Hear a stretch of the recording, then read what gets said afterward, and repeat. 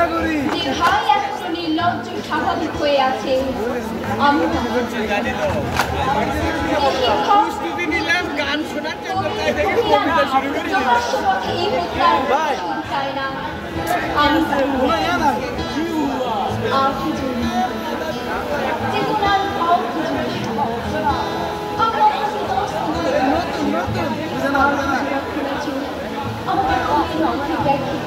আমি চিৎকার